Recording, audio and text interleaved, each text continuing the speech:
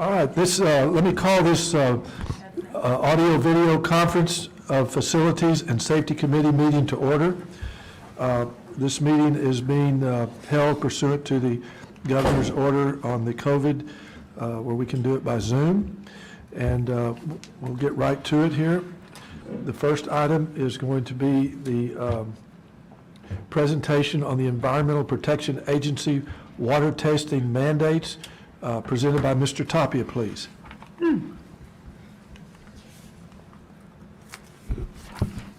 Thank you, Facilities Chair, Mr. Powers, members of the committee, Dr. Neola, audience.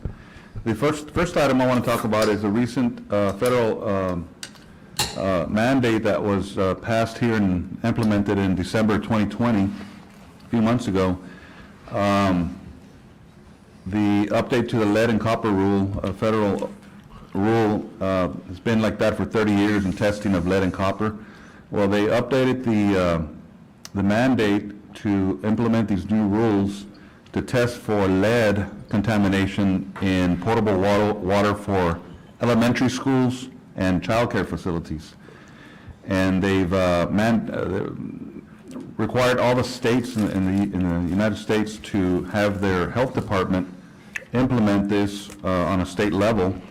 So the Texas Commission on Environmental Quality is going to be responsible, and but there was no guidance or funding from the EPA, so the states are a little confused on how to go about this. So the TCEQ is requesting money from the state legislature to implement this program, and they need to create a database, design a monitoring system with guidelines and best practices, and hire new staff to implement and administer this program. So all the water companies, the community water systems, here in Harlingen, it's the Harlingen Water Works, they're waiting for the state to give them the guidelines on how to go about to implement this program, what levels, how are they going to test, what kind of testing kits, and how to report the data and notify the districts or child care facilities that they're working with. They're going to implement 20% of the facilities over a 5-year period. In our case, we have 17 elementaries, and I think Keys would apply too because of the daycare facility we have there for the pregnancy teen program, and any Head Start programs we have within our schools. So we'd probably be doing anywhere from 3 to 4 schools a year tested over the 5 years would cover all our facilities. We don't know what they're going to find, if anything, but if they do find any lead above what they call the 15 parts per billion threshold, we would have to replace all the copper lines with the lead soldering, and that's really where the soldering would come from, or any fixtures that were purchased, like drinking fountains, or the actual water fixture themselves that were manufactured at a plant. They have lead parts and they're welded it, their mechanics inside. They could have lead as well, or even from our local water department. So that's something that they're waiting for the guidelines from the state to come down so they can start that program. And they've already contacted us that as soon as they get the okay and they're ready to test some of our schools, we'll work with them on that. So we just don't know what they're going to find. Hopefully none of our schools are above that threshold, but if they are, we're going to have to do some work. It excludes any facilities built after January 14, because after 14, there shouldn't be any products out in the market that have this kind of lead products. So I believe that would exempt Lee Means Elementary. Don't remember what elementary was built before Lee Means. Rodriguez, which was in what year? 2005. 2005. So that one's still before the 2014. So that one. So Lee Means would be the only one that's exempt from this. So we're just waiting for them to notify us when they want to start doing the testing, and we'll keep the board updated as to what the findings are. Are there any questions? Well, Oscar, when did most construction companies start using PVC instead of lead and lead connections and so forth? PVC started being used in the 1970s. So we're hopeful that a lot of the campuses all have that instead of... Right, the PVC was the white pipe, the ABS was the black pipe, and then they came up with the CPVC, the beige pipe, more in the late 70s, early 80s. So the lead was really more 70s and before. Okay, thank you. Oscar, do we know by any chance how much the testing is going to be? Is that going to something, and I know it's questionable here, is that going to be funded by us or by them, or? And that's something we asked the water company representative, Mr. Sanchez, who came by our office. He doesn't know. Again, he's waiting. We don't know what the state's going to require. So theoretically speaking. He says, so either the state's going to fund it or we're going to fund it, but not the district won't pay for the testing, but you will have to pay for any repairs, renovations. Of course, yeah. And remediation. Do we know how much the testing is? We don't know at this time. It depends what kind of testing kits they're going to be required to use. Thank you. Chairman?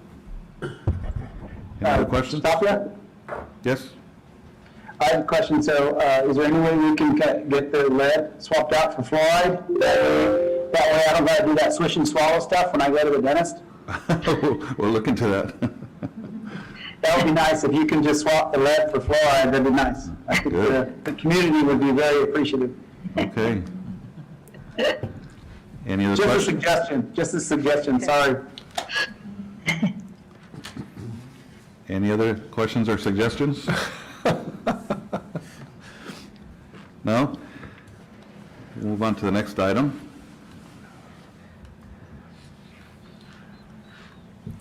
Now it's not working. There. The Vela Middle School Pedestrian Connectivity Project, if you remember at a prior meeting, I did present a co-partnership with the city. We did take it to the board and it was approved for 50-50 cost share. The district's paying for all building materials and the city's paying for the labor and the equipment for the sidewalks right in front of Vela and then the section from Vela North all the way to Stefanos and south of the road bridge to the neighborhood and in the mobile home park. The city is paying for the pedestrian bridge 100%, so we're not involved in paying for any of that, but it is part of their project. And they've already started the section in front of Vela Middle School. They've actually already completed it. And afterward, they'll start in the section from the school to the bridge, just south. And then on the other side of the bridge, they're saying probably another 2-3 weeks before they get started on that one.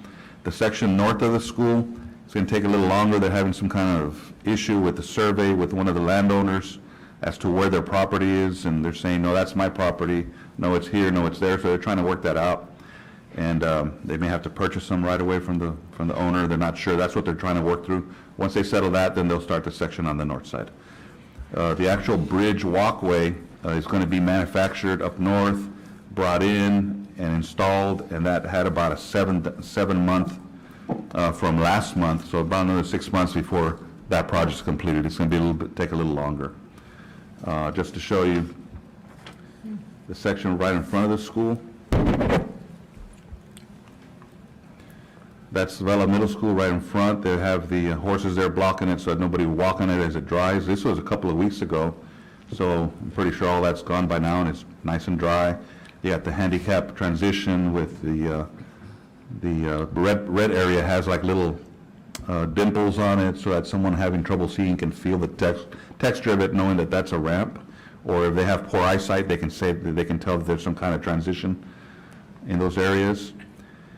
And that right there, the top left picture, you can see the edge of the sidewalk in front of the school, so they need to take it from there all the way to the road bridge, which is the bottom right picture. Very good idea. And then from the bridge looking south, that's towards the mobile home park that they'll start in a few weeks. And the bridge to the right on the bottom is where they're going to add that metal bridge attached to the road. They're not going to actually extend the road, they're just going to attach it to it. And the top left picture is part heading north towards Stefanos, and the other one is all the way to the mobile home park. You can see the sign there. So that's where we are with that project. I just wanted to update you that they had already started this project. Any questions?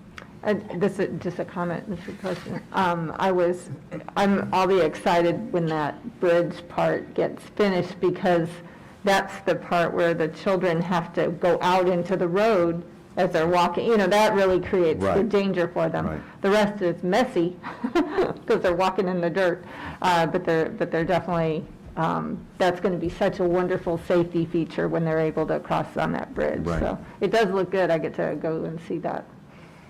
thank you for the work on that. You're welcome. Any other questions on this project? Now we'll move on to the Vernon Band Hall project. This is the one where we had the fire, and we had done some asbestos abatement in the choir hall, especially on the floor and a few other little areas in the walls. They actually completed that remediation. They did the air scrubbers, and they tested the air, and it passed. So they started taking everything down. But over in the band hall, as they were doing some demo work there, they had to cut off 4 feet of the sheetrock. They found some more asbestos behind the wall where the sheetrock was glued to the block wall. Of course, in band halls, they don't want everything hard surface and block because of the acoustics and all that for the sound. So they put sheetrock over it originally. Years later, they put the paneling over it. So anyway, as they cut all that, they found asbestos back there. So they're going to have to do a second round of asbestos abatement in those rooms. And I'll show you the pictures there. The choir hall on the bottom is the one that we already remediated. Now it's the band hall with the storage, office storage, and library storage ensemble. That whole area in the back there is what has the additional asbestos. This was the area that they're storing all the music equipment and materials and music sheets in that bottom right picture. In the band hall edition, we did under the bomb program. So this area doesn't have any asbestos. And those are those air scrubbers that they turned on to filter the air out. And the section on the right is part of the choir hall where they had already taken out 4 foot of sheetrock after the remediation. And that's the room that's full of stuff. It's been inventoried. It's being assessed by the insurance company as to what's salvageable and what's not, and so that we can get all that replaced. And then the old band hall, that's where we took out the old carpet, that was saturated with water. In that band hall area, again, the fire happened in the choir area, but we did have flooding throughout. We didn't think the band hall would have that much damage, but again, when we opened up the walls, look at the water damage and the mold. So it has to come out, the whole area. There's some of the areas with the paneling, and you can see a sheetrock behind it. And then behind the sheetrock, they found black mastic. Here again in the bottom right, you can see all the mold growing in the bottom. It has to come out, or we'll have what they call a sick building syndrome with air quality issues.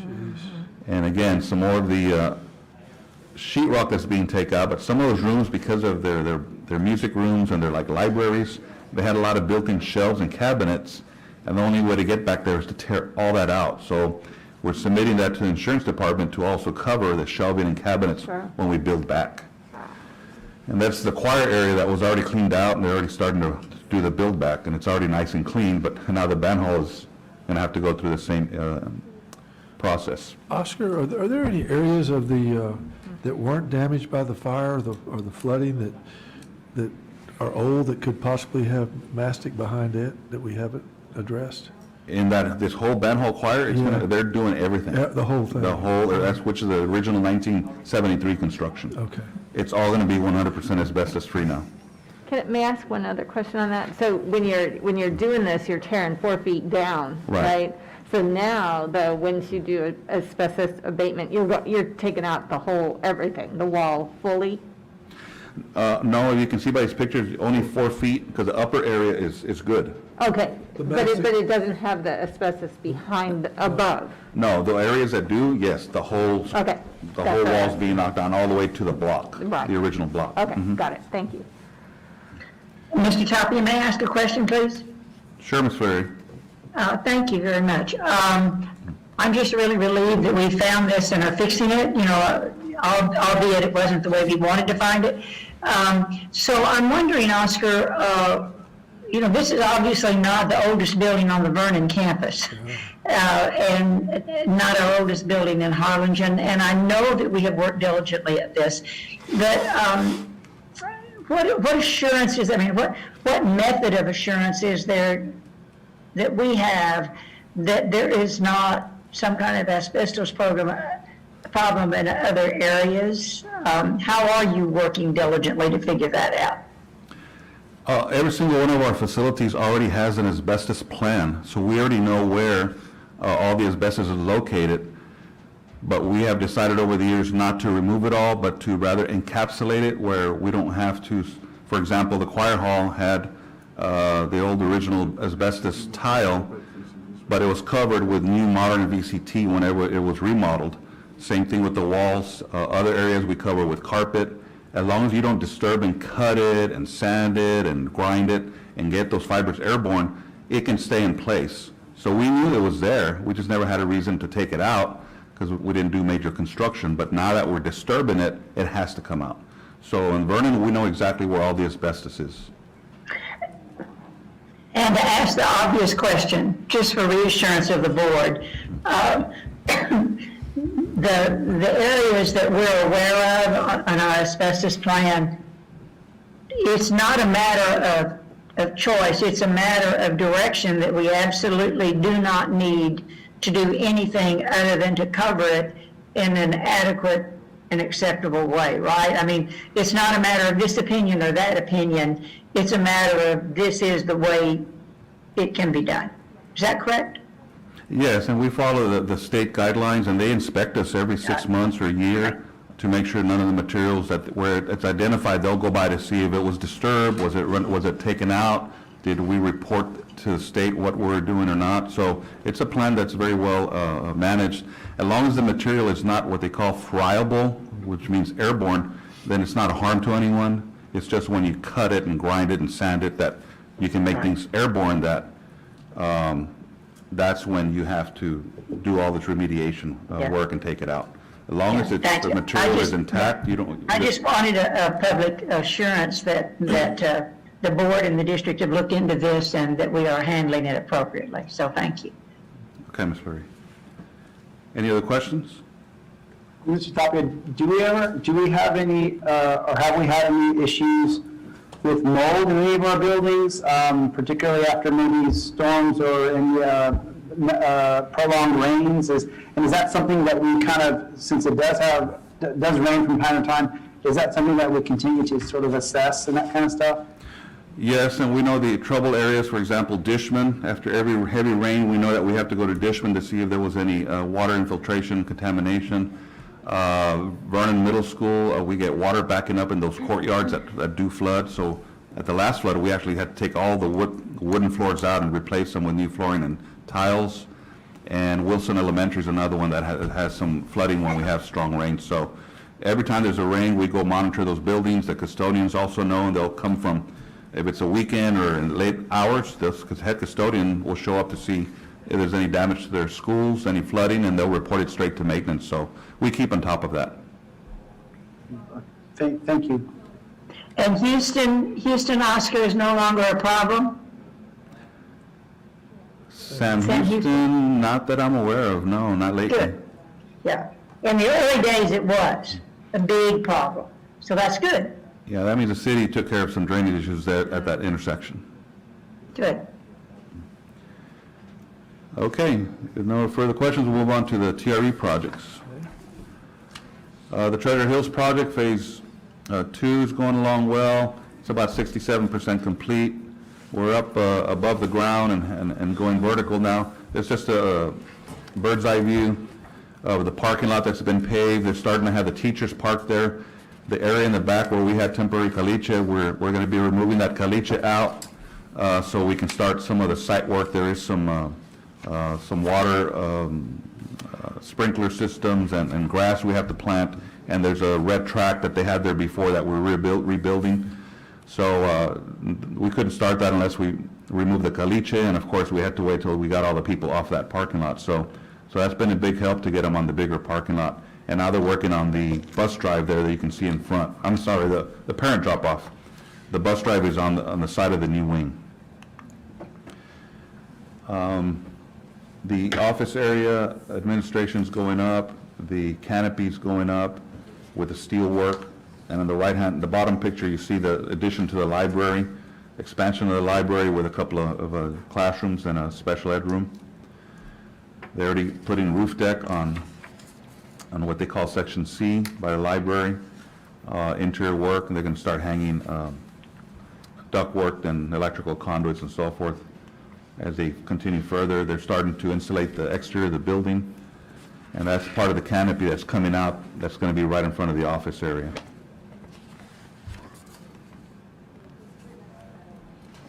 This is the addition to the office in the front that was added to the old original classroom that was completely gutted and Wow, repurposed for office. wow. And that's the interior. They're starting to put up the walls. It's all CMU block. And there's an addition back to the mini gym for storage and coach's office so they can be near the mini gym. And they're also going to put the wall panels that we did on all the other elementaries. Treasure Hills, we couldn't do it because there was so much going on, so we threw it into this project. And so it'll look like all the other mini gyms. And again, that's the office area with the main entry feature. That'll match the one on the new two-story wing, and then you have the side canopies connecting them. Wow. So that's Treasure Hills. Any questions on Treasure Hills? Great progress. Okay, thank you. We'll move on to the school entry vestibules. As I reported at the last meeting, we were waiting for spring break to do demolition work. They've already started, and they already started the build-back work, putting up the new walls that are going to have the new hardware glass doors with the rating for the bullet-resistant glass. And this is Rodriguez Elementary. So they've already made quite a bit of progress. Once the walls are up, they'll start the framing for the glass. So as you walk in, you can see the front door there on your far right, and there's going to be another barrier in front of you that's going to force you to turn left into the office, get screened, and then you can get into the campus. What is, Oscar? Yes? What is this picture here on the left, your top left? What is that? Is it just block going in, or? That's, those were windows that are being blocked in. So now you're left with high windows only. You can see there from that's the interior. You can look at the second picture on the exterior. They're blocking them in, and it's going to leave the three little windows up on top. What about the gap between the two? That's kind of I'm just curious what that's. The gap in between the two? Yes. It's just going to be painted, and it'll all look like one wall. Oh, okay. It's just a primer right now. Oh, so it seeing. all meshes in. It looks like it's extending outward, but it's not. I see Yeah, what you're it's saying. just a primer that's painted. I see, okay.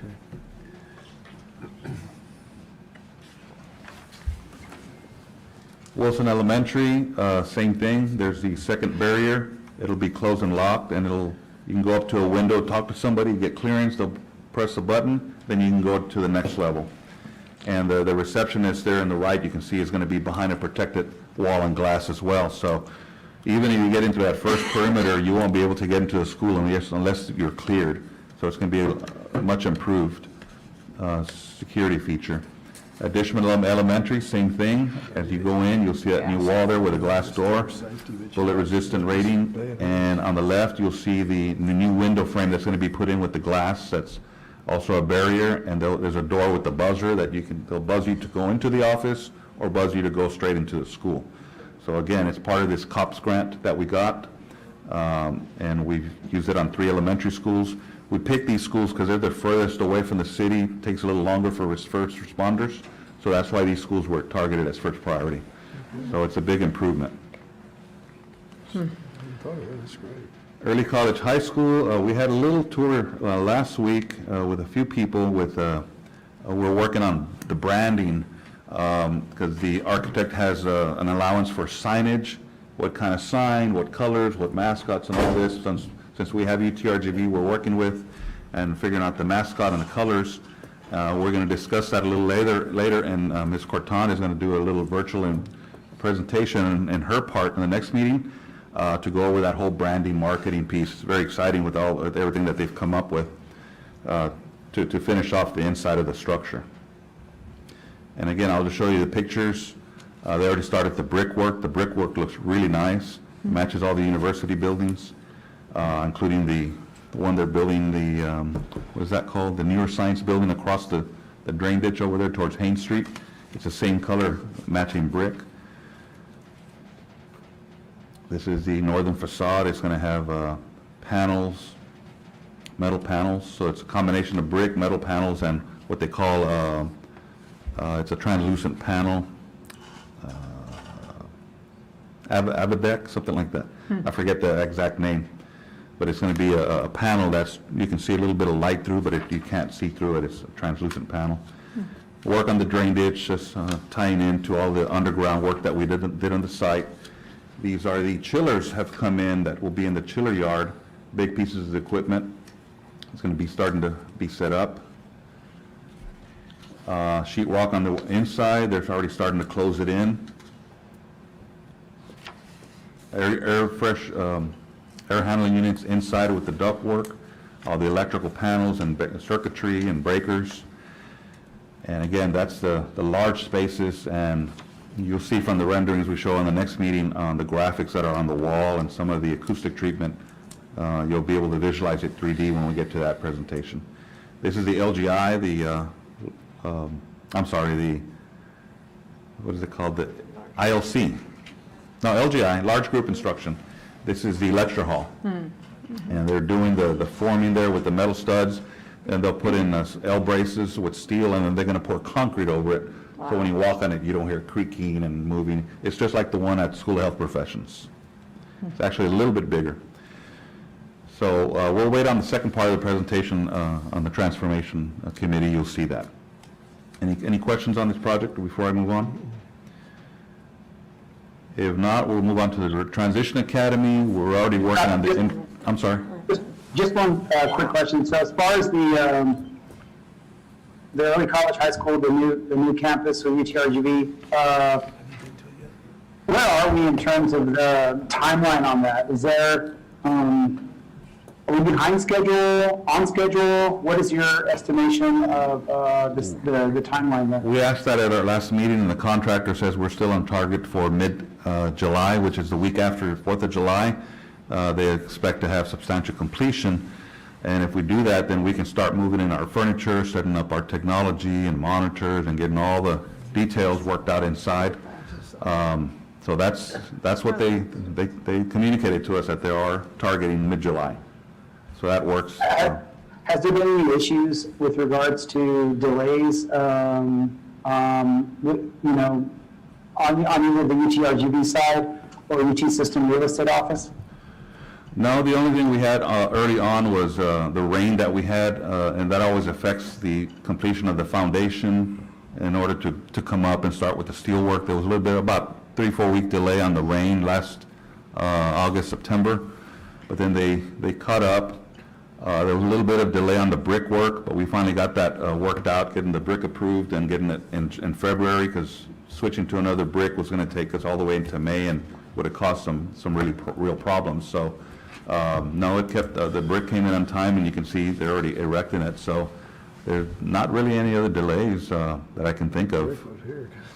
It's gone, Thank you. It's gone pretty smooth. Transition Academy, like I said, we're starting to work on the interior, the finish work, and the exterior. They already installed all the underground pipes for the sprinkler system, and so the next stage is to start putting all the plants and trees and shrubberies. And we are planning a ribbon cutting ceremony in late April, probably the last week of April sometime. So you'll be getting notice of that, so we can have an event at that new facility. Are we going to be able to get any shrubs? I mean, right now, you can't Yes. find them anywhere. Yes, they said they have them already designated and They do? and set aside for our project. All right. And of course, you can see the little holes on the front there. That's where they're going to start putting in the plants. The interior, you have your counters, your fixtures, some of your cabinetry, flooring. And there's the entries. They have a terrazzo symbol, which is part of the special population symbol. And the light fixtures are starting to be installed. You can see the wood floor is at LVT, and it's 100% vinyl, so it's waterproof even if we get water in the building. We got the wall boards, we have washer dryers, we have ceiling fans. So again, it'll be ready for the ribbon cutting ceremony. We just got to get the greenery in there, and we'll get all the approval inspections from the city and fire department. Any questions on this project? If not, we'll move on to the Gutierrez Fine Arts. We got the exterior classroom, There's the rendering of what it's supposed to look like and the screening around the chiller yard. And they already started with the footings, and they already started erecting the steel columns. So once that gets going and the materials get here, it starts going pretty fast. That's just a detail of the steel member and the concrete and some of the rebar sticking up. That'll take some of the block work. And the other material for the chiller yard screening has been ordered. It was about a six-week delivery, so probably another 4 weeks for it to come in. And then the baseball fields, I did present those last time. They're pretty much finished. We're just working on punch lists. But they had to do some reworking on the site. When they dug out for the beams and the demolition, they put a little bit too much dirt close to the home plate, so it created a kind of a slope. And that slope wasn't there before, so we had to make them, architect work with them to take it out, lower it down, resod the area and make it nice and smooth the way it was before. So that was the last thing they had to work on. And they've been playing games here. We haven't heard any complaints. Everything's working out very well. And there's the baseball fields, the sprinkler systems are working well, and the softball fields. The grass is doing great. Yes, you can see here from the picture, the grass is doing very well. Didn't freeze. And there's the netting system. Of course, if you're sitting in the bleacher now, you don't have any columns in front of you. You can look right through that net, and doesn't impede your vision at all. So they're very happy with this new facility.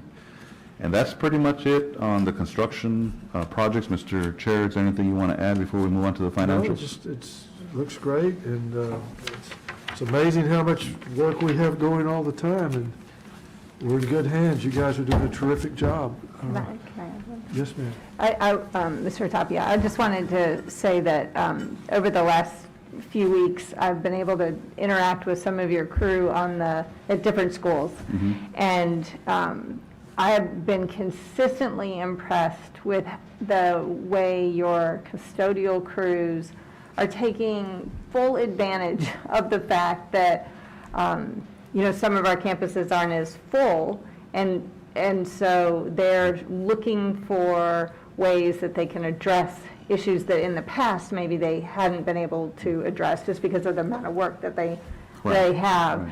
And they take your philosophy, which I just think is wonderful, of that they have so many skills that they can do themselves to get get painting done, get this, minor kind of construction areas, they handle it. That we can do it ourselves, we're going to get it done, we want our campus to look amazing, so from the outside to the inside, there's just such tremendous pride, and our campuses are, when our kids are back fully there, they're going to just be so impressed with everything that's happened. But that's because of your leadership and the leadership on each one of the campuses. It's really impressive. So Thank you, Ms. thank you. Ms. Dr. Reiniger. Any other questions? No, sir, we'll move on. Thank you, Oscar. Julio, you want to take us through the funds and projects financial report? Yes, sir. Thank you, Mr. Powers, Dr. Mayor, committee members. So on page 73, you do see the construction funds report. We do have year 1 through 5 of the budget, which is $60 million. Year 6 of the budget is another $22 million, and that's a $10 million from the TRE, another $8 million from the UTRGV contribution to the early college high school, and $4 million from our reserves for finishing out Treasure Hills. In total, we have spent year 1 through 5, $54.2 million. Year 6, what we spent and committed so far, $27.5 million, so a total of $81.8 million total spending committed through the first 6 years of the TRE budget. We have a balance of about $175,000, and we anticipate that we're going to spend that here the next couple of months. So for the first 6 plus years, we spent a little bit over almost $82 million, which is a sizable amount. Be glad to answer any questions the committee members might have. Any Mr. questions? Chair? I'm sorry, Dr. Yes. Pettis? Yes, thank you, Mr. Cavazos. I think it did just kind of a reminder, I think for everybody, and I don't know if there's any community members on the call or not, but this TRE has just been a godsend, just an amazing situation for this district. It's put us on a different trajectory than probably 95% of other districts in the state of Texas. And so certainly in Rio Grande Valley, we're in a different financial shape than any other district. So, remind everybody that when we did this back in 2015, the whole concept was to basically move away from our dependence on having to do a bond every 10 or 11 years, and to basically you take advantage of this TRE with a state match, remembering that the $10 million that we get annually, only $4.2 million is local tax effort. 5.8 is matched from the state. So this is a $10 million in perpetuity annual investment in our community. We pay as we go on today's prices, not tomorrow's prices, and we fix things as they need to be fixed, not wait till we pass a bond. And so $10 million, 5.8 is matched from the state, 4.2 is local tax effort. It's not 10 million of tax effort, 4.2 of local tax effort. And as you all know, 4 years after we passed that, and we've enjoyed the $82 million of what Julio was mentioned, we've already lowered taxes as a board. We've already lowered taxes to a level below that they were before we raised them for 2015. So what an amazing situation we're in. And so I guess my question for you, Julio, that's just sort of to remind everybody sort of the brilliance of this TRE situation. My question for you, maybe it's an unfair one, but I know you'll take a stab at it, but can you in the foreseeable future, ever see a need to have a bond as a school district? So, that's an interesting question. Certainly, things change as we move out through the years. I mean, we could see an increase in enrollment that might cause us to have to build another additional facility or two. That might create an issue that we need those facilities, right then and there. That might cause us to go out for a bond at that point in time. In the foreseeable future, we don't. We think that we can maintain our facilities and do some of these new projects, like Mr. Tapia mentioned. UTRGV, we're paying that, with help from UTRGV, pretty much out of our annual budget, with the TRE budget. Treasury Hills Elementary, $16 million that we spent, we haven't had to, had a bond election for that. We have actually spent over $80 million for the first 6 years in maintaining our buildings. So we don't think that we need a bond election anytime soon. But things change down the road. Again, we could see an increase in enrollment that might cause us to have to build some additional facilities that might create that issue. But by the time we get there, we would have already paid off the old bonds. That if we do that, we do have a bond election. It might be at no increase to the tax holders. Well, and I would just I appreciate your response, and I guess my take on it is this, and I would love to maybe, at a later time, whether it's a transforming teaching and learning committee or whatever venue Dr. Maria chooses to have this discussion. I think we should have a discussion as a board in terms of our use of facilities and our future for the district and where we see things in 10 years. Because there's a lot of buildings, let's be honest, that we're not even fully utilizing the capacity.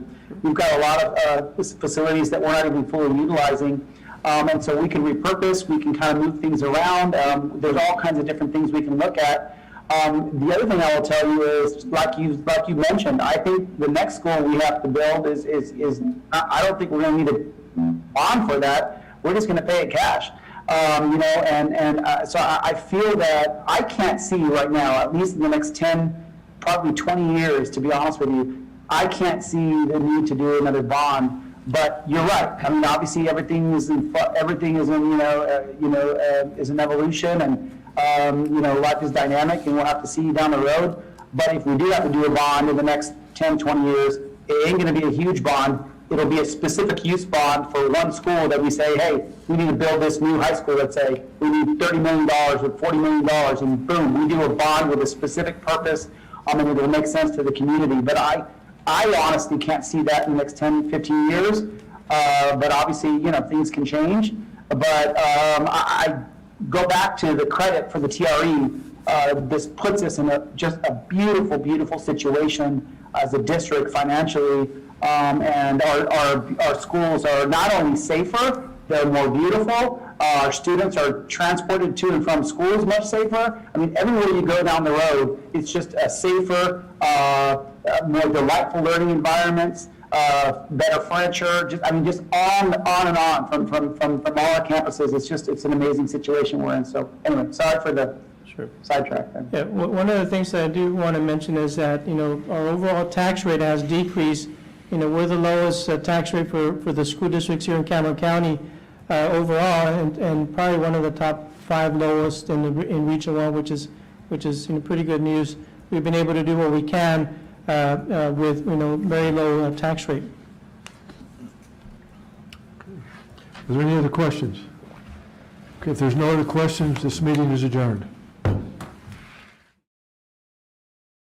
And Learning Committee, welcome everyone, we're glad you're here. Pursuant to Governor, okay, wait, I'm off. I'm not on air. Okay. There we go. Welcome everyone. We are going to start the Transforming Teaching and Learning Committee meeting. Pursuant to Governor Abbott's temporary suspension of open meetings laws, this meeting will be conducted via audio-visual conference. Today we've got a packed and wonderful agenda planned. We're going to talk about the UTRGV Harlingen site. We're going to talk about the teacher incentive allotment, and those will be our core presentations. So we are officially called to order, and I'm going to now ask Ms. Cortan to come and talk about the UTRGV Harlingen site, the beginning of a new era. Madam Chair, board members, Dr. Neola, senior team, and audience, how exciting to be able to be here to talk a little bit about UTRGV and our partnership with UTRGV. I would be remiss if I didn't recognize our beautiful principal of Early College High School. She's in the back. She can't wait for this transformation, and so a huge welcome to Dr. Flores and her team. So this afternoon, we'll talk a little bit about Early College High School and our partnership. Particularly proud, it has been a Class Act partnership. They indeed have been a great team to work with. So I want to take us back a few years, and so as we think about Early College High School, this truly has come full circle. So you see on the screen there, we started with an application and a dream. Opened up our Early College High School in 2007 and had our first graduating class in 2011. And so what started off as a dream of breaking cycles of poverty and in bringing great opportunities to our students came to be something even grander than we ever imagined. We started by having our Early College High School with a pathway to an associate's degree. And today, we are still impacting and changing the lives of students as they graduate from Early College High School. So as we think a little bit about Early College High School and we think of all the successes along the way, like I said, it started with this idea, something that we didn't know would be possible in our area. So we submitted our application and opened up our Early College High School. And since 2007, this indeed has been making a huge impact in our community. So now fast forward to today. So now we're headed into a new era of innovation.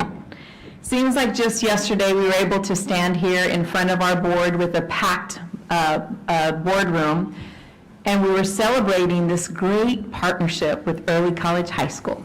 And so on the screen there, you see Dr. Bailey. He addressed our board at that time and said, look, we're starting this partnership. We're bringing the Early College High School UTRGV Harlingen site. What a day filled with promise. And since then, we've continued the work. They, like I said, have been a wonderful partnership, a wonderful partner to work with.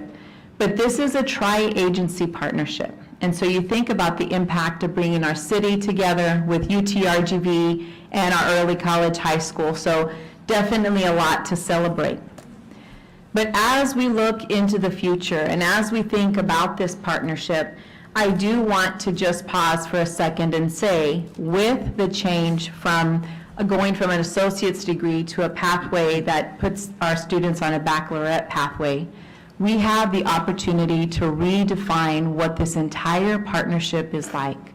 We have an opportunity to rethink early college, if you will, and to look beyond today. So I am particularly excited today to be able to unveil our new branding for our early college high school. As we have continued our work with UTRGV, we have looked at how do we bring both of these institutions together and create a new identity. So ladies and gentlemen, very excited to unveil our UTRGV Harlingen Collegiate High. What a celebration. Huge round of applause for all that have gotten us here today. So you're probably wondering, so let me ask a few questions about the facility, right? You're probably thinking, what does it look like on the inside? First of all, I'll say Mr. Tapia had a chance to show you some pictures of where we are in the progress with our construction. And so as we look at those pictures, I want to just say that it's a pretty nice sized facility, isn't it, Oscar? And so today we're going to be sharing just a piece of our building with you. So we'll look at a couple of spaces, mainly instructional spaces. And then at a future meeting with you all, a future committee meeting, we hope to be able to come back and take a deeper dive into our specialty strands. So let's take a look into our UTRGV. So up there you see that we have a little bit of branding on our marquee. A huge thank you to Mrs. Anderson and the entire team with Mr. Cavazos. They've done an outstanding job with getting us to this point in our journey.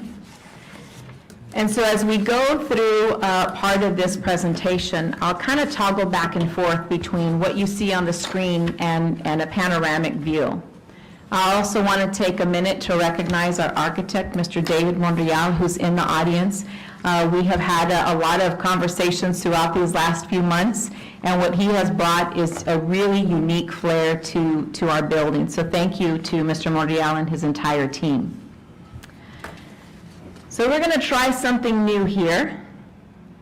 And so on the screen, I will take you through a panoramic view of what to expect as you come into the campus. And so I'm going to ask that you look at the screen and you place yourself on the other side of these double doors. You're coming into the building, and what you'll see is that you'll be greeted by our administrative team here. So you walk into the building, and we've got this lobby area here. And so as you continue to walk in through the building, you'll see a stairway taking you up to the second floor. Right here is our elevator, and we'll take a look at what it looks like with our new branding. But as you look at this entire building, you'll see the aesthetics of the building are incredible. You see this wood paneling ceiling. You see a very different type of lighting up there at the top. And so in just a second, when we toggle back to our PowerPoint presentation, I'll talk about these. But these are actually learning stairs. You've probably heard a lot about our learning stairs throughout these last few months. It is an area that provides flexible seating for our students, but it brings something very different to that commons area. It gives our students a space to sit and work on homework or work on any type of their assignments, but it also serves as another platform whenever we're doing presentations. So as you look around the building here, I'm going to pan over to our ILC.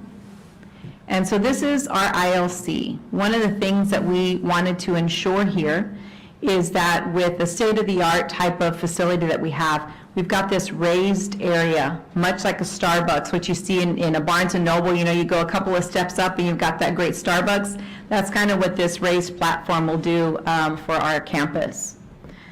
So that's a look at what it looks like just in architectural context. So let's take a look at what it looks like with some of our branding.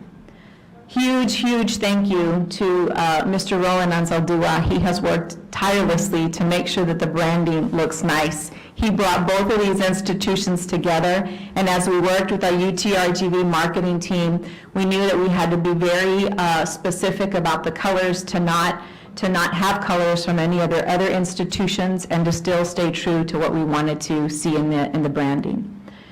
So we talked a little bit about the entrance. And on the screen are those fabulous learning stairs. So as you go up on the learning stairs, you are actually going into that space that Mr. Tapia talked about earlier. That's the large group instruction or the lecture hall. And so our learning stairs take us up to that point. And then here's a closer look at our ILC. So this platform there will also double as a way to have presentations there. So, we've had a lot of presentations at School of Health Professions and other campuses, and we always want to have this raised platform so that our speakers can come in and truly do a presentation from there. So that's going to double as a stage for that campus. So very excited about that. We are going to have a one-to-one at our Harlingen Collegiate High. We're going to have a one-to-one with MacBooks, and so we're currently working with Apple. So our Information Literacy Center would be our first phase-in of how we're going to move to a more digital type of ILC, and so you'll hear about that, I'm sure, here in the next couple of months, but really excited about that. Ms. Cortan, could I ask a quick question? Yes, sir. So I'm just wondering, I can't see the colors too well, and maybe, I'm not sure if they've come through in the Zoom, but I know that the UTRGV has obviously certain colors that are basically per policy in terms of UT system policy. Does that sort of get translated to this campus as well? The orange, the bright orange that UTRGV uses, is that conveyed in the color scheme here, or can you help me through that? And then obviously I'm assuming that UTRGV approved of the color scheme, is that correct? That's a great question, and so the answer to that is yes. All along the way, we have engaged their marketing team. We wanted to make sure that the color selection was not going to conflict with, let's say, UT or any other branch, particularly UTSA. And so there are very specific shades of orange and shades of the navy that we could use. The other thing is that Mr. Monreal was able to work with the UTRGV partners as well to identify what their paint and their color scheme looks like for the campus. We realized that there are policies that we needed to learn about and we needed to be aware of. And so in this case, we were able to pick color selections with them coming in to approve those color selections. And like I said, they have been great partners. They're coming in, they speak with a lot of clarity. And as they were coming in, they were very great to explain, like, this is what our policy is like. So we were able to work with them on the color scheme. Is that pretty good? Did that answer your question? So then the other thing too, Mrs. Baker has done a great job with looking at that commons area. Much like at School of Health Professions, it's an area where kids come in, they feel comfortable, they sit, any corner of that building at School of Health Professions is a learning space. And so we're transferring that whole concept to our early college high school. And so what you see on the screen are two pictures of the interior there. You see these little swirly tables that will be in our cafeteria, or in our commons area, and then you see these neat types of flexible seating. So when we looked at the type of furniture we were going to put in there, we also wanted to make sure that this could be used as a large classroom. And so there's seating all the way through. There's monitors around that whole commons area so that regardless of where you are, you can see what's going on in the front or in that middle area as you come in. And then the outside eating space is really impressive. I don't know that these pictures do it justice, but we also wanted to ensure that we extended the classroom to the outdoor spaces. Right now, at our current early college high school, that's a popular spot, and so we wanted to make sure that we kept that in there as well. And then we have a west side entrance that is closest to the educational clinic, is it clinic? Education, I can't remember the name of the building. The clinical educational building, there we go. So this is closest to that UTRGV Harlingen office.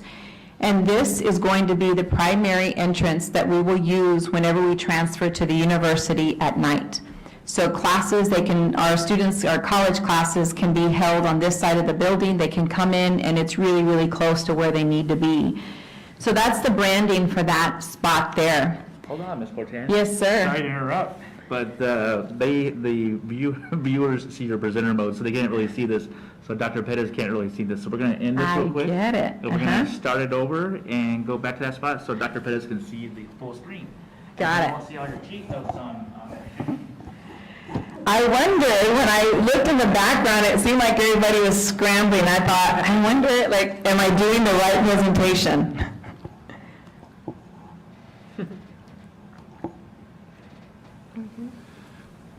You want to borrow my clicker? I should, right, Mr. Tapia?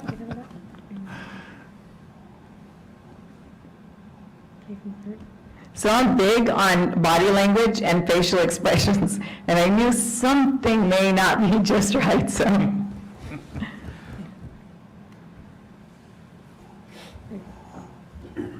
Does that look better? Yeah, there you go. Dr. Perez, better? You want me to start over? No, I'm joking. It's worth watching twice. So thank you, Mr. Strubart, for getting me right before we close. So anyway, so this is the west entrance. Now you can see it better on your screen, so thank you to our team here. And then, so we go up to the second floor. Here's, you see our elevator off in the distance there. And so I'm going to push escape and toggle back over here for another panoramic view. So as you come to the top of the learning stairs, this is where the top of the learning stairs are. Behind you is our lecture hall. And this really has been really impressive. So as you look at the landscape from the top here, you see that we did something very different with the acoustical panels. So lots of nice color, but a really innovative way of having those acoustical panels up at the top of our building. And so if you're standing at the top of the learning stairs on that second story, this is what you'll see. Really excited about the journey with getting all of this ready. Particularly excited about the specialty rooms, and we'll talk about those at a future meeting. But down below, we'll have our aspiring teacher specialty room. So as you come in, you'll see that. And right up here, you'll see the collaborative that we can expand on at one of our next meetings. And then, of course, all of our classrooms. So that kind of shows you a little bit about what our building looks like. So I've mentioned a couple of times that we would be coming back to this committee with an upcoming topic. We have been working really, really hard on our pathway, our specialty pathways. And whenever we look at those specialty pathways, I'm going to end the show just in case we jump back to the wrong view. So as we look at these specialty pathways, I think we're good. Thank you.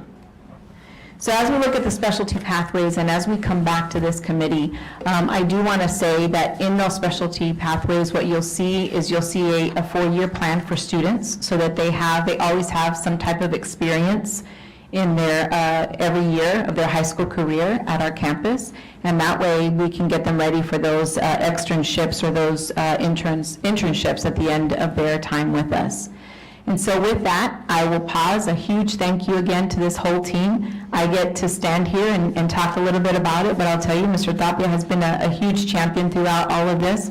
Always stellar work with Mr. Tapia. And so with that, I will pause and ask if there's any questions or conversation. Committee, any questions?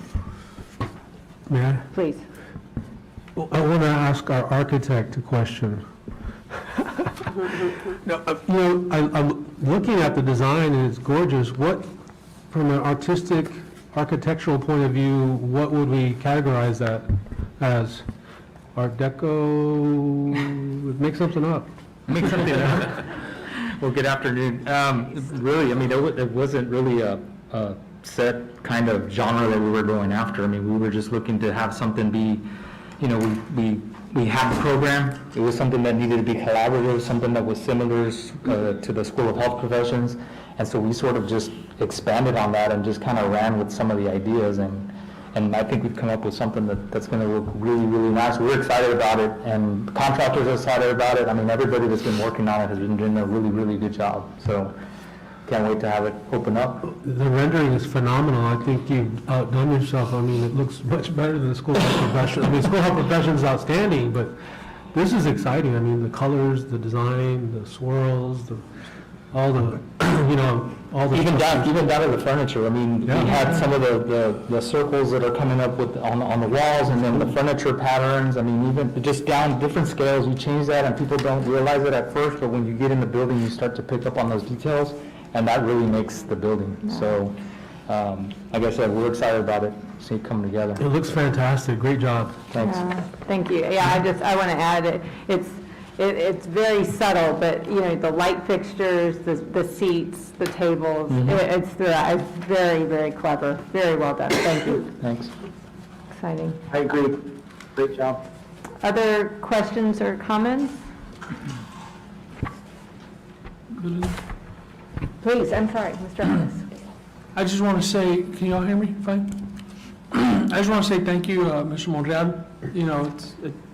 You know, Bobby, Dr. Mee said everything, but it looks great. Mr. Ansaldúa, the graphics are awesome, and, you know, I'm trying to figure out what that CH looks like. It reminds you of something. I don't know. It kind of looks like the old owl, doesn't it? A little bit, and I don't know if that's what you're going for, but it just looks really cool. It looks very collegiate. So, you know, very impressive, and thank you all for all that work. So I just wanted to say that. I think a lot of the beauty in this project is that we have had so many people at the table.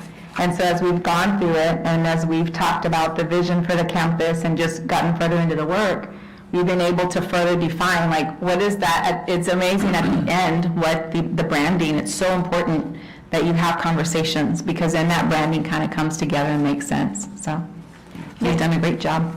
May I ask a question about that? So, again, my congratulations, Mr. Ansaldúa. Just the attention to detail is amazing. Is the blue, the Harlingen blue? It was, and so what we did, when I talk about marrying both institutions, we had, I don't know, maybe about an hour and a half or so with their marketing team. And so we looked at color palettes, we looked at what could be options for us, what was allowable for us to consider based on the UT system policies. And then it just so happened that shade of blue for HCISD was a perfect complement to everything. Yeah, it's just right. Yes. That's exciting. And then the words that are on the learning stairs and some of, you know, the values, right? Those are, can you tell us a little bit about where they came from? I can, and so maybe that showed up on my speaker notes. So I will tell you that early college high school, since the inception, we have operated on a set of core values. And so what you see on those stairs is a big part of how we're bringing in early college high school and the spirit of that community to be on those learning stairs. And so it's, you know, our early college high school has had so many successes, and working with Dr. Flores, she just continues to propel that success and her team. So that's a little bit of our current early college high school that we're bringing in, and with the owl too. You know, we wanted to make sure that we didn't leave the owl out. So that's why you saw the owl on that screen. Nice, nice. Congratulations to all. Amazing. All right. And all kudos well-deserved, Mr. Monreal, Ansaldúa, everybody. But is Dr. Flores still back there? She is she? I'm sure you can't wait to move in, right? All right. Absolutely, very excited. We're very excited for you, Dr. Flores. It's going to be a great opportunity for our community and our students, so very, very excited. Awesome. She's a trooper. Every time we call her, we're like, Dr. Flores, do you have a few minutes? Yes, and she comes on over. So it's been a joy to work on this project. Very, very good. Okay, are you ready to switch to the next topic, ma'am? I believe so. Another very exciting topic. I'm going to see if I can start this slideshow. No toggling back and forth. It's just one one show, so we'll see what we see on the screen. Madam Chair, board members, Dr. Nuyola, senior team, and audience, we are here to bring our teacher incentive allotment update. As you know, we have been here for quite a few months. This is almost a year in the making. However, while the work on our plan is about a year in the making, we do know that our board has been particularly interested in some type of an incentive structure for a while now, beyond the 1 year of our work. And so this afternoon, as we look at the teacher incentive allotment, there's a lot to celebrate in the possibilities. I'll also say that part of the journey with TIA getting here today, this has given us the opportunity to rethink systems and to really redefine some of our practices. It's allowed us to look at systems, perhaps systems that we need to kind of streamline a bit and strengthen.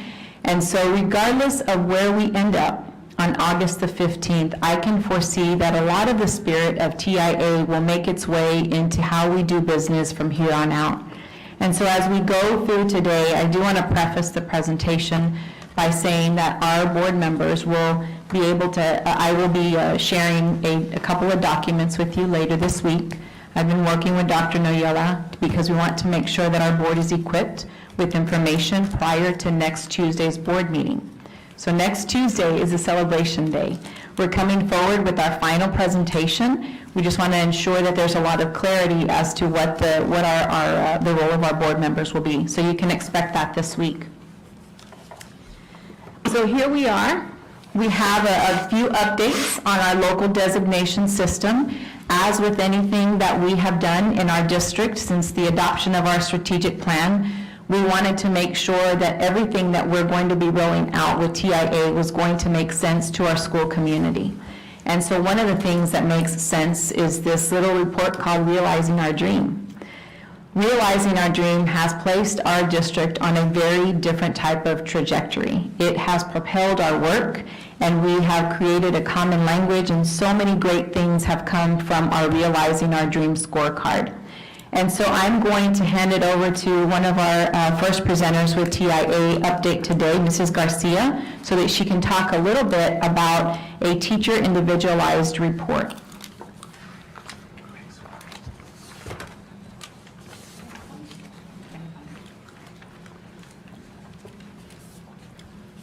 Good evening, Madam Chair, Dr. Nuyola, Board of Trustees, Administration, and audience. I want to thank you for your feedback as we've journeyed with the TIA path and all the details that it entails, as well as our stakeholder feedback.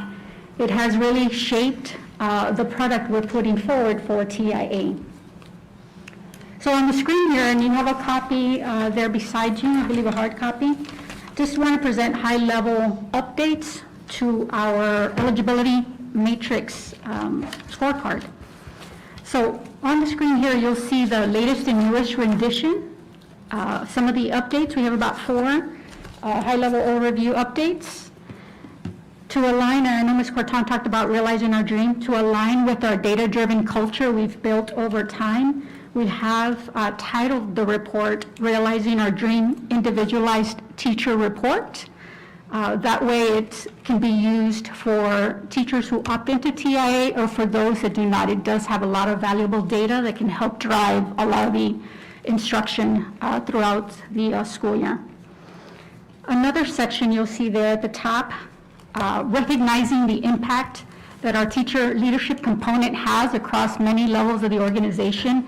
We did move additional factors, the teacher leadership, up to the top of the scorecard. So you'll see that starting at the very top, teacher leadership, additional factors. Again, we recognize the impact that teachers have on instruction and on many layers of the organization. A third portion that we did update is in the area of student growth. As we looked at the assessment tool that we're looking at for this next school year, not only for TIA, but again to help tailor individualized student instruction. We did, after much research and conversations with TA representatives, we are staying and using the recommended thresholds for student growth, which is 55, 60, and 70% for each of those designations. And one of the last updates on the individualized teacher report, on the very bottom, you'll see a new section called Progress Monitoring Reporting. So capitalizing on using the data as a tool for both principals and teachers has a lot of value as a campus administrator, and using that information alongside the teacher. So understanding the need for teachers to continually reflect, principals to engage in meaningful discussions with their teachers throughout the process. Our goal is to distribute this individualized teacher report throughout the year. So you'll see some teacher report distribution dates at the very bottom. Our goal is to disseminate or distribute the report card in August once we get final clearance with TEA and approval for the application. In October, once we start receiving some data, when students starts testing with the assessment at the beginning of the year, we should have data available. In February, once they do the middle of the year assessment, as well as in May when they do the end of the year assessment. Along the way, recognizing that there are some data points available in T-tests, as well as in the teacher leadership area, such as attendance and some of the professional leadership activities. So again, those are just some of the changes since we last spoke and presented regarding the eligibility matrix scorecard. So again, we're titling this card just to stay true and aligned with our data-driven culture, the Realizing Our Dream Individualized Teacher Report. So 4 main updates since we last discussed this portion of the TIE plan. So I believe I'm going to hand it over to Ms. Lori Romero. Next.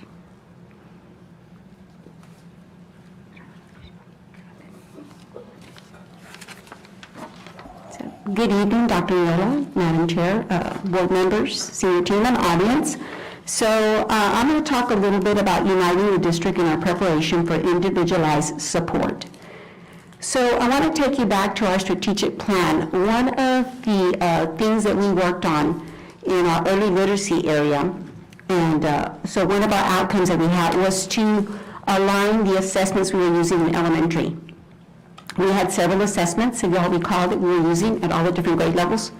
So that specific outcome was to have one assessment that we would look at. So we did that. It's been close to 7 years now, and we use iStation, and that really helped elementary align the data that we're looking at. We were all looking at the same thing and making sure we were moving forward in the same direction. So once we got that in place, we were able to look at Lexals and study all of the data, the 5 components of reading, and really make sure we had a handle on the data and we're utilizing that to provide interventions and enrichment for our students. So as we go forward, and Ms. Garcia spoke to that assessment that we're looking at, this assessment is going to be from K to 12. I'm very excited about that because we're going to have a vertical alignment from kinder all the way to 12th grade, which we've never had before. So if you think about that, we're going to have our teachers now all looking at the same data and looking at the same type of reports. And when we look at those transitional years, right, which are the times that sometimes we lose a little bit of leverage, from our 5th grade to our 6th grade, from our 8th grade to our 9th grade, right? So we have those little snippets in time where we're going from one grade level to the next, and there's a little bit of a disconnect. Well, now we're not going to have that, because with this new assessment, the data will follow them, the reports will follow them. We're going to know exactly on day one what these students know, what they don't know, the ones we need to enrich, the ones that we need to provide intervention for. As well as when we study the data, we're going to be able to have individualized plans for all of our students. And so very exciting that we're, for the first time, going to have something that's going to align the child and follow them from when they enter our doors in kinder all the way up until graduation. So that is going to really, I believe, move our district forward in that academic area. So very excited about that. This new assessment is going to help us not only in reading and math, which we're used to dealing with our Lexals in reading, quantiles in our math, which also tell us where the child's at in math, but we have a science component. And so we all know how important that science piece is. We talked a little bit about STAR is changing, and it's going to have the science and social studies component. But just with everything going on with SpaceX, right? And we see that coming along. So our little ones now, we're going to make sure that we're assessing them 3 times a year too, not only in reading and math, but in the area of science. So all of these things are very, very, very good. As far as coming to our teacher, Ms. Garcia, how we're going to track our teachers, she showed you at the very bottom that progress monitoring. So now with our teachers, their plan is going to be very individualized. As they're receiving that data of their students, and they're working on their T-tests, and they're writing those goals, it's going to mirror exactly what they need as far as that professional development, support, everything. So all of those pieces will be aligned. And so putting that in place is going to unite the district and move us forward into that next space that we need to be with the challenges. And so I'm going to hand it back to Ms. Cortana.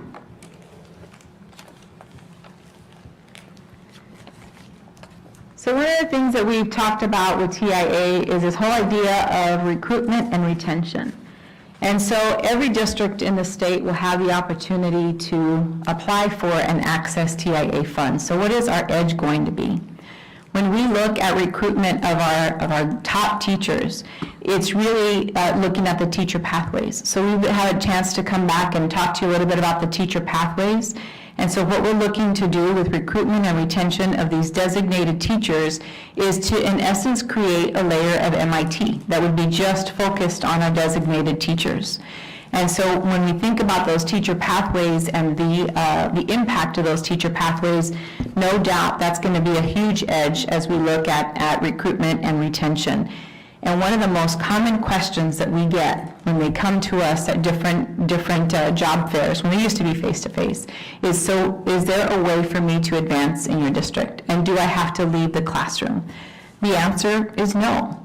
And so as we think about the teacher pathways, we can keep the very best teachers, the most effective teachers that love teaching, don't have to go a different pathway.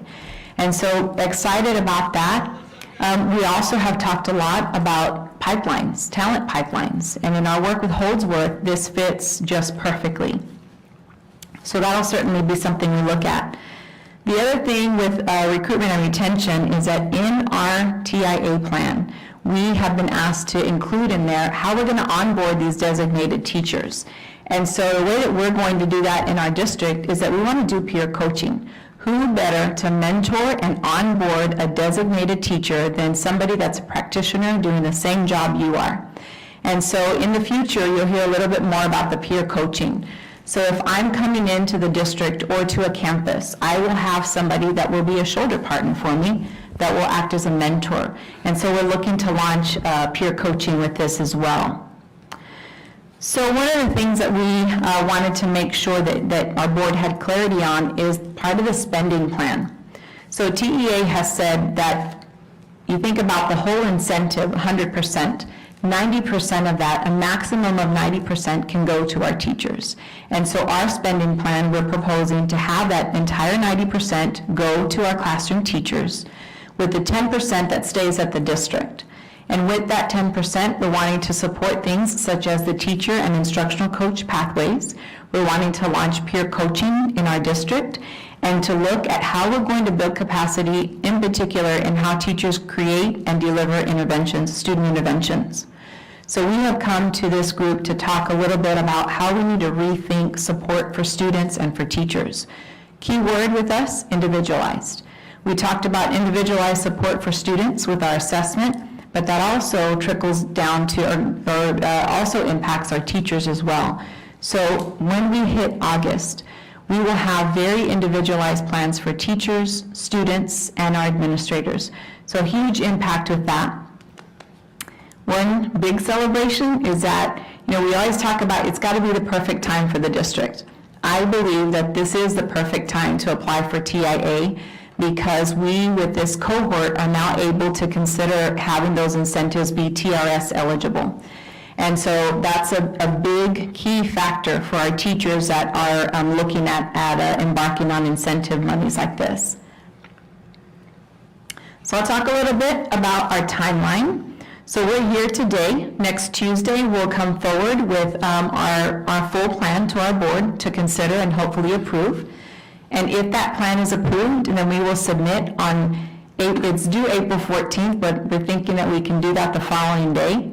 But what we're going to be doing next week is that we will host webinars for our campuses to log into. And so those of us that sit on the senior team who have been leading that work will be able to share everything with our organization. So that streamlines the message and allows us some time to get that entire scorecard and everything out. And then we won't know our final designation until August the 15th. But when I opened up, I said, I really think that a lot of the work that we've done, there will be a flavor of this work regardless of TIA, just because it's been super impactful work. I do want to say before we jump into questions and conversation, so right over here to my left, you see Gracie Gutierrez.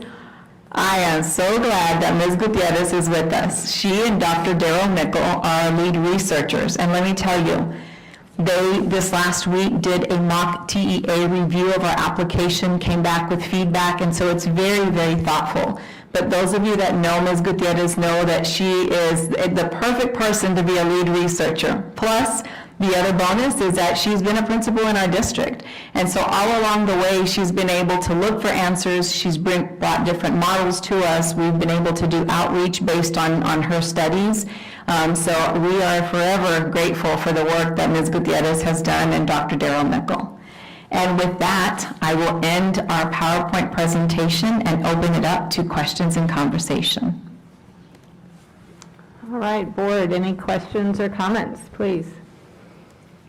Yeah. Madam Chair? Please, Dr. Pettis. So, first of all, fantastic work. I love this. I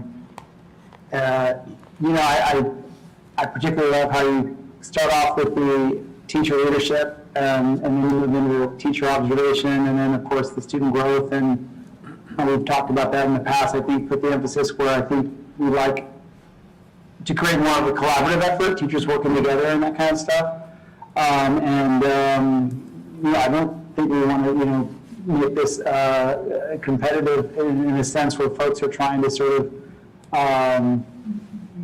compete against each other, but just rather build each other up and work together and make it about the work, make it about teamwork, and ultimately make it about serving students, right? And so, so just congratulations. I think this is really amazing, and I love how you tie it back to our, what I think is, one of the things that differentiates our district from other districts, and that is our own accountability system. And the Realizing Our Dream, initiative that we've had for many years now, I think is cutting edge, and I think that sets us apart because we are sort of measuring what matters.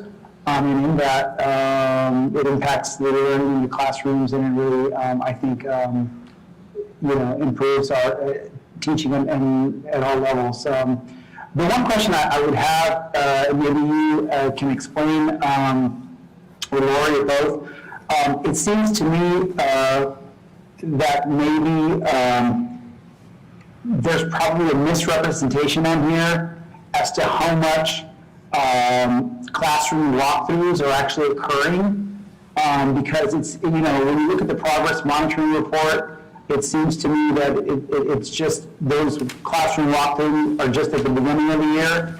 I can't imagine that to be the case. When you look at teacher observation, teacher leadership, a lot of that is going to probably require walkthroughs and engagement and things like that. So can you kind of maybe clarify, sort of, in your estimation, the amount of touch points that the leadership and the people assessing these scores and things like that, the amount of touch points they're going to have with the teachers, and how much of that is going to be occurring throughout the year? Because in my mind, when you look at this, maybe it seems like it's probably not going to be as pervasive as it probably in reality will be. So I'll talk a little bit about the walkthroughs, and you're right. Our walkthroughs, our administrators have a minimum number of classroom walkthroughs that they need to perform every week. And so with that, that allows us, and walkthroughs go on from the beginning to the very end of the school year. So while we do an annual observation, those are typically done and completed by January. What this would do is that we would continue to have touch points with our teachers. We haven't really identified a number of how many touch points within a quarter. But I think that that's certainly something that we can look to and create that set of criteria.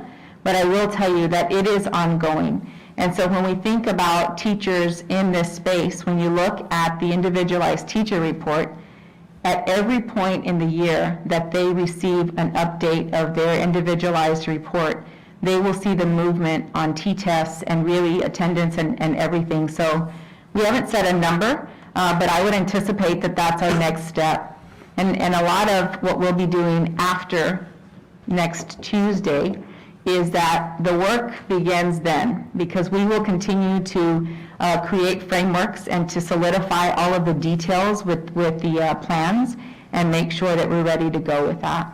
I don't know, Mrs. Roberta, if you want to add anything else? I just want to interject that we have our data chats monthly, and in those data chats, we focus on certain areas, and then that trickles down to their PLC. So they're having that touch point at least once a month with their teachers, right? And so we're not going to grow teachers unless we're having those conversations. And so it's going to be very, very important for us to have a grasp on the data.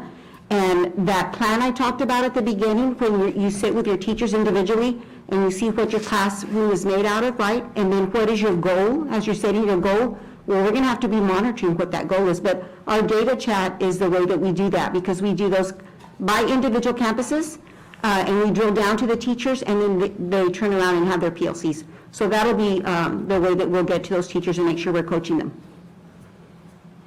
Thank you. Thank you, Dr. Perez. Other comments or questions? Mrs. Fleury, did you want to ask a question? Oh, you're on mute, ma'am. You're still muted. There you go.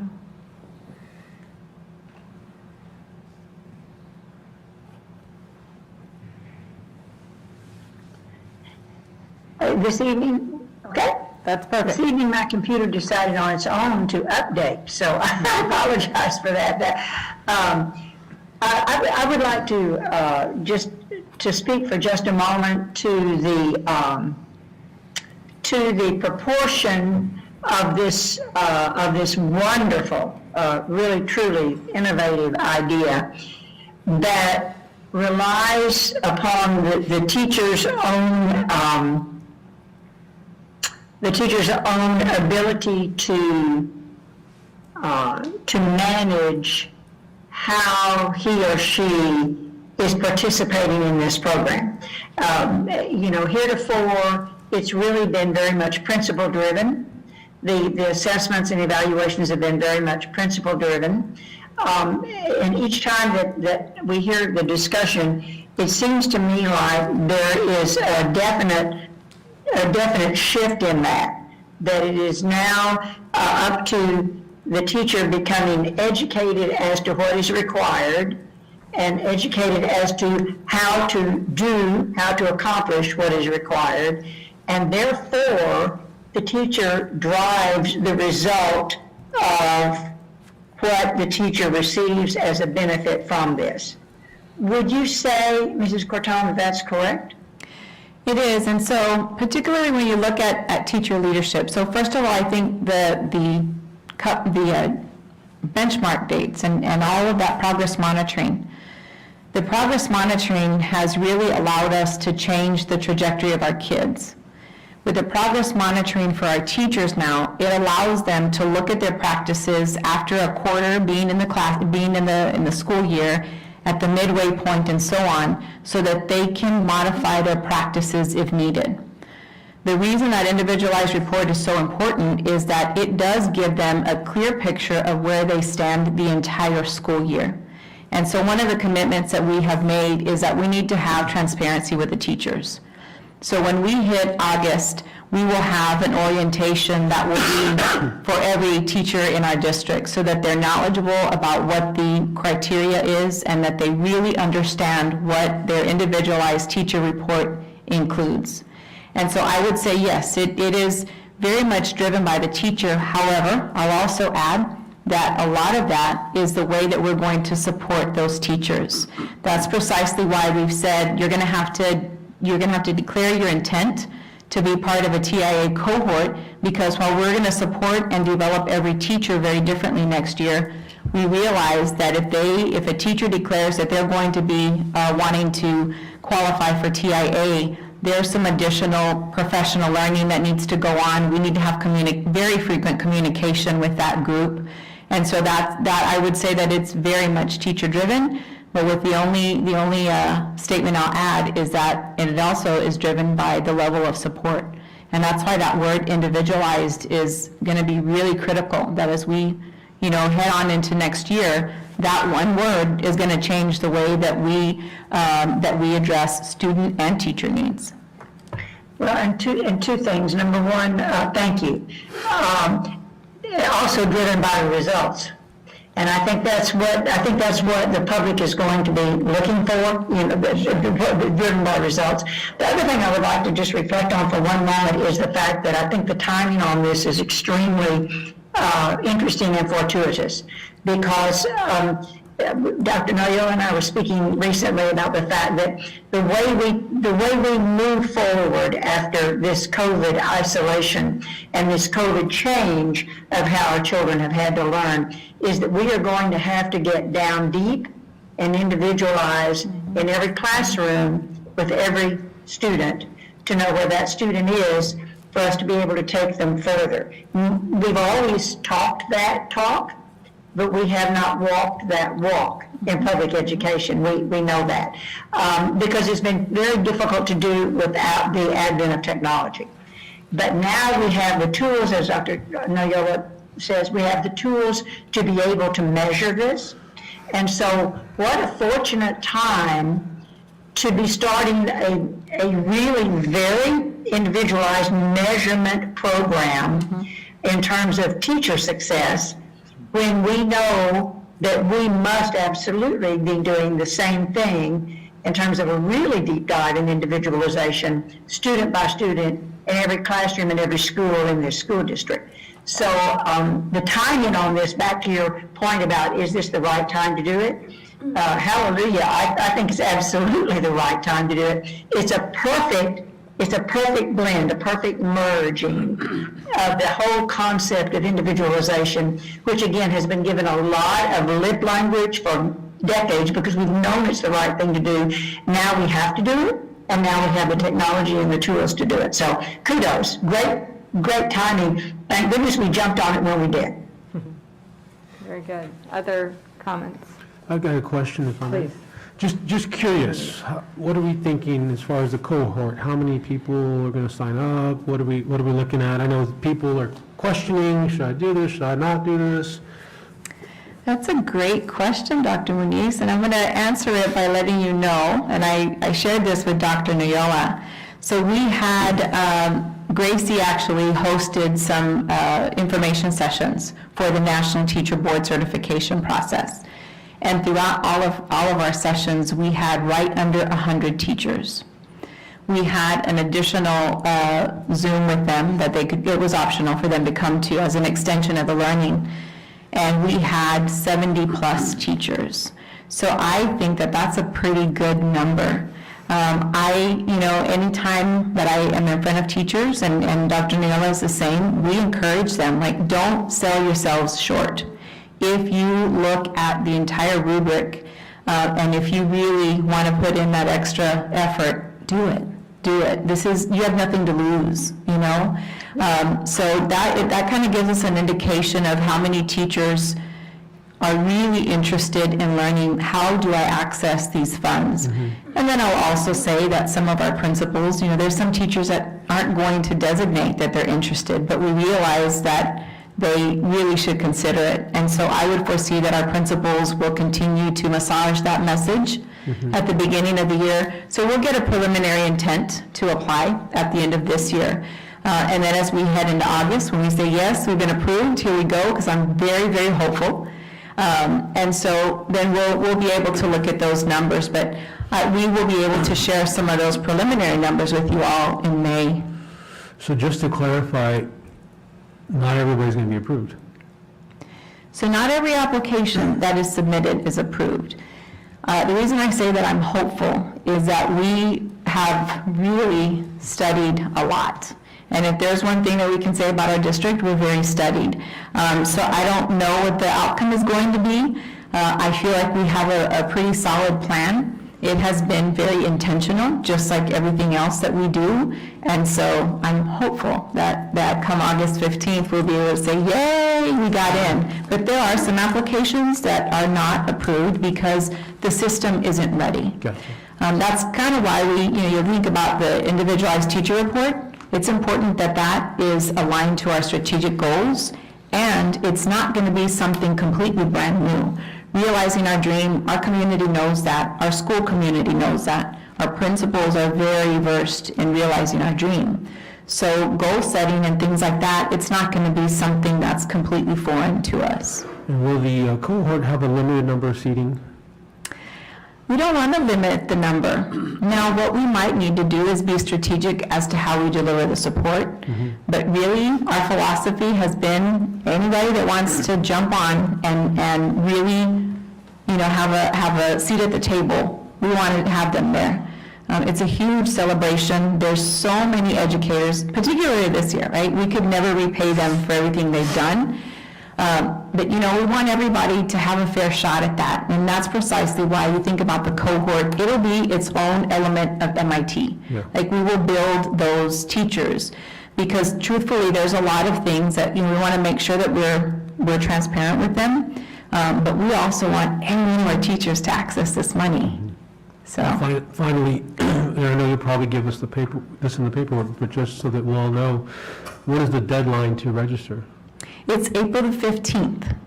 And so I'll tell you what we're doing with next steps. So I talked to you a little bit about the mock TEA review that Gracie and Dr. Mickle did. And so we were in a really good spot. So we will work with them to finalize all of our application. I anticipate being ready by Monday to be able to hit submit, just because the team has worked really, really hard. We took a few hours, Dr. Villarreal, Mrs. Romero, and Mrs. Garcia, and Mr. Strubart and I sat in a room with Gracie, and we just said, okay, what do we need to finalize this? And I apologize, I meant for the teachers to submit. Oh, for the teachers to submit. So we're looking at the month of May through the time that they leave. Now, when we hit August, we will have that window for about a month, open for about a month. We'll host webinars, and teachers can come in, and they can certainly join that cohort. Awesome, thank you very much. Yes, we're excited. Can I follow up just on a quick question on that same topic? Is that, can you help me understand how you're assessing it in terms of the participation or the applications or the interest through each campus? Because I would imagine that all the principals are obviously behind this and really sort of promoting this, et cetera, but there's always going to be some that maybe do it more than others or do it differently, and you may have a different participation rate at different campuses as a result of how it's pitched or how they get behind it or how they sort of try to embed it in the work of the campus. Can you help me understand sort of how you're assessing that in terms of your leadership? Because I think so much of this is going to depend on the principals. Absolutely. So I'll tell you that part of why we're doing the early intent to apply is because we want to look at those numbers. We want to be able to look at those numbers and look at trends.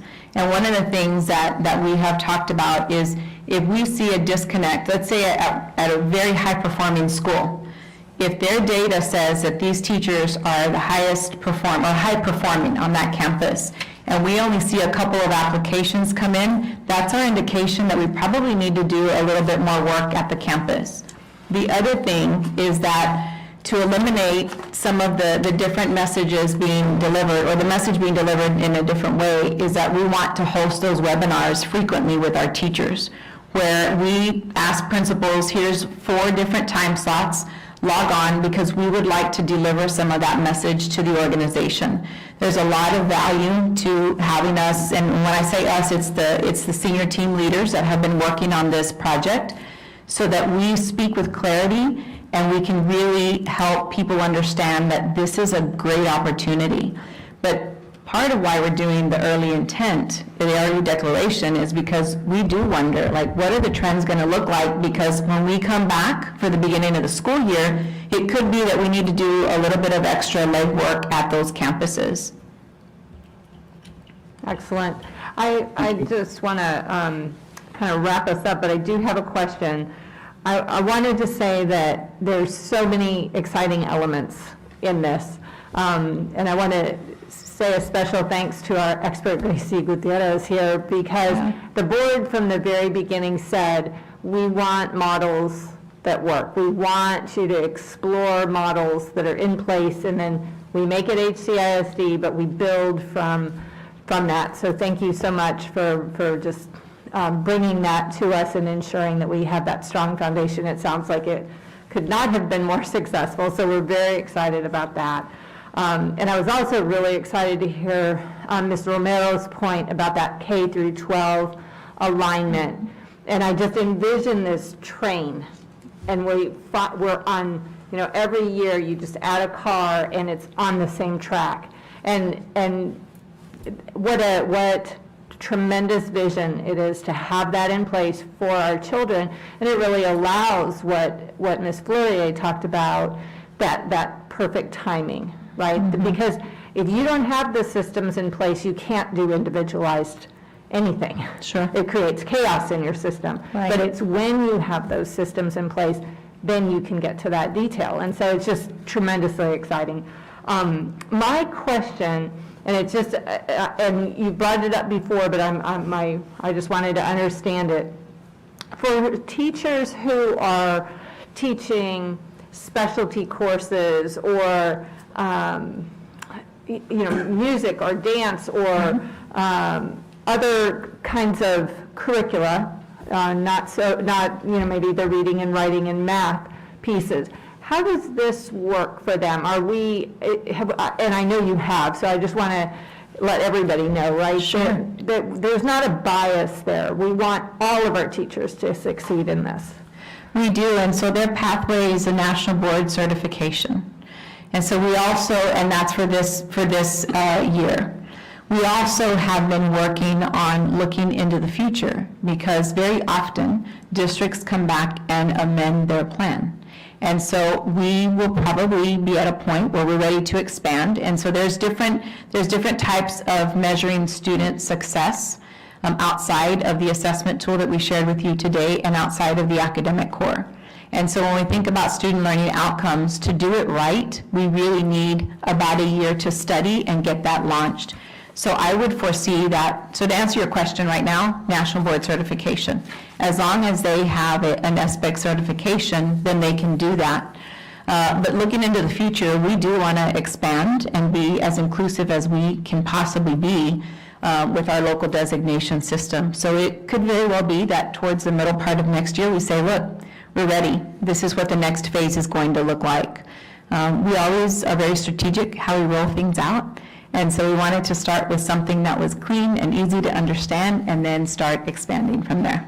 Excellent. So excited to hear that. Thank you so much for your both presentations and your whole team there. Dr. Noyola, I'm going to turn it to you for topics for future meetings, please. Sure. Thank you, Dr. Reiniger. So I think today was an example of how our district operates, and it's really about planning, being very strategic about the work that we do in this district. And so I think over the years, we have always planned strategically, not just for the present, but for the future. And so we've done a lot of work in that, and Ms. Romero earlier mentioned the SpaceX work, and so last week we had an opportunity to go and visit and walked away very confident on the work that we have done up until now. Certainly the work that we have done in CTE has really paved the way to build a meaningful partnership with SpaceX, but beyond that is the work that we have done with STEM instruction. And so our STEM Academy that we brought into place 3 years ago, you saw a glimpse of the work that's happening with STEM in our elementary when Mrs. Adriana Arellano presented at our board meeting. And so because of that work that has happened, actually, tomorrow we will be meeting with our campuses, with Rodriguez Elementary and with Travis Elementary, and announcing them as our newest STEM academies at the elementary. They're designed to be STEM model schools that the rest of our school district can go to really see what meaningful, in-depth STEM instruction looks like. And so you saw a glimpse of that, but one of the topics that we will be bringing back to our Transforming Teaching and Learning is a more in-depth look as to what these STEM academies will look like as we start them at the elementary level, and then certainly the work that we're going to be doing moving forward at Gutierrez Middle School of Arts and Sciences. So a lot of work that's starting up with STEM instruction, and certainly our academies will be a key component of that. So we will be bringing that topic forward. And then later this month, we will have our ribbon cutting for our Transition Academy, and so that's scheduled for April 29th. And so that academy will be ready to move forward. We've talked a lot about the construction and what it's going to look like and so forth, but the topic that we want to bring forward is really more around the instructional side of what will be happening at the campus. And so actually those two are our topics that we have tentatively scheduled for next month. So two really exciting opportunities for our students, and so we're eager to share with all of you as well as our audience what is happening with those two academies. Wonderful. Thank you so much.